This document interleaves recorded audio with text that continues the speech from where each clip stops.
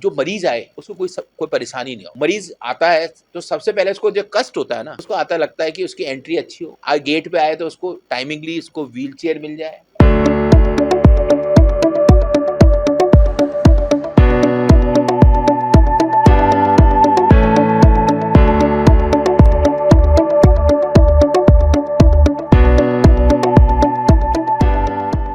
नमस्कार मेरे पत्रकार भाइयों, आज आप यहाँ पर हमारे एक छोटे से आमंत्रण में आप इकट्ठे हुए। जो आज की वार्ता और मीटिंग का पर्पस था, एक तो होली मिलन, आप लोगों से स्नेह मिलन है कि आप आएँ और आप लोग हमारे एक संवेदक हैं, सचेतक हैं। जब कभी भी कोई बात होती है आप हमें इसको प्रकाशित करते रहते हैं। एक्चुअली क्या है, जो प्रेस है, प्रेस में 2 पार्ट हैं, इलेक्ट्रॉनिक मीडिया और प्रिंट मीडिया, ये 2 पार्ट हैं। ये एक आईना है एक अस्पताल का। अस्पताल में क्या गतिविधियां पॉजिटिव हो रही हैं, क्या नेगेटिव गतिविधियां हो रही हैं, इन इन सबको आप अपनी तरह से इसको प्रकाशित करते हैं। जेएलएन हॉस्पिटल अभी इस समय 1350 बेड अपने चल रहे हैं। उसमें से एक मान के चले 5000 लोग यहाँ पर कम से कम रहते हैं। यहाँ पर करीब नर्सिंग स्टाफ और डॉक्टर्स, पैरामेडिकल स्टाफ, मरीज, एक मरीज का 2-3 भी होंगे तो 5000 से ज़्यादा लोग भी रहते हैं और हमेशा लगभग 4 से 5000 मरीजों का ओपीडी रहता है। तो ये संभाग का सबसे बड़ा अस्पताल है और इस अस्पताल में अधिकतर वो मरीज आते हैं जिसको कोई झेलता नहीं, सीरियस ट्रॉमा, इमरजेंसी, लाइलाज बीमारी वाले। और हमारे यहाँ पर बहुत कुशल चिकित्सक हैं, अच्छे नर्सिंग स्टाफ है, कर्मी हैं हमारे। हम सब मिलकर सामंजस्य से काम करते हैं, जो कि आप लोग अक्सर देखते रहते हैं। अभी तक इस अस्पताल में मैंने जैसे पदभार संभाला तो एक लक्ष्य लेके हमने चला है।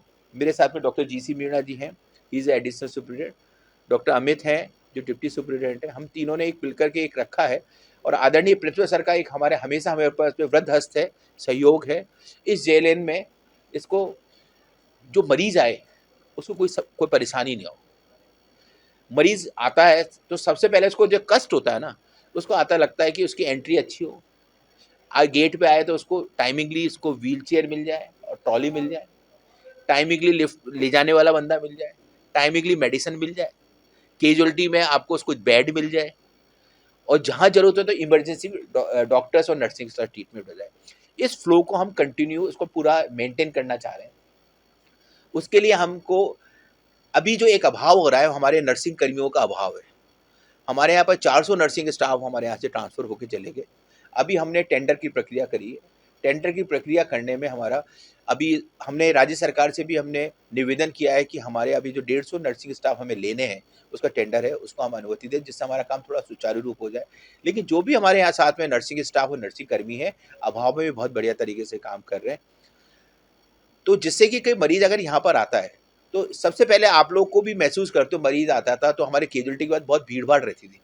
तो उसको हमने एक प्रयास करा है कि वहाँ पर कम से कम नो पार्किंग ज़ोन बनाए, तो जिससे कि एम्बुलेंस की मेंटेन अगर हो, ट्रॉली मिल जाए।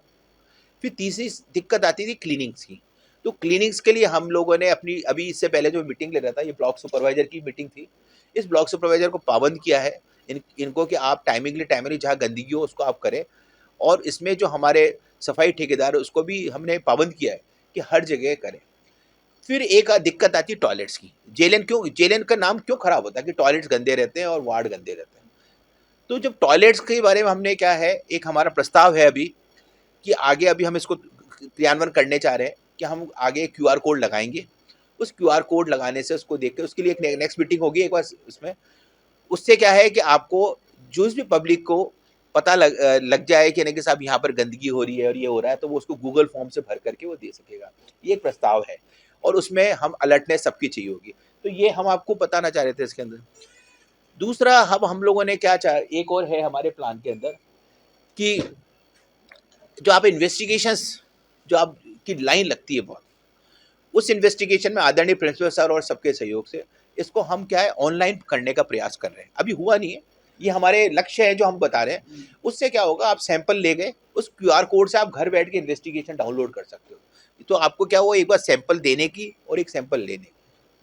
तीसरा एक हमारा लक्ष्य जो ओपीडी में जो भीड़ वगैरह रहती है ना, इसको हम क्यू सिस्टम वगैरह अरेंज करें, जिससे क्या मरीजों को थोड़ा सा दिक्कत ना हो, और वहाँ पर हम उन लोगों की मरीजों की भीड़ लगी रहती है तो वहाँ पर प्रॉपरली बेंचेस वगैरह हम लगवा सकें। उसके लिए हमारा टेंडर ड्यू है, तो हमारे जगह जगह हम बेंचेस लगवा देंगे, जिससे कि मरीज को वहाँ पर अगर वृद्ध व्यक्ति है तो वो आराम से वहाँ बैठ सके।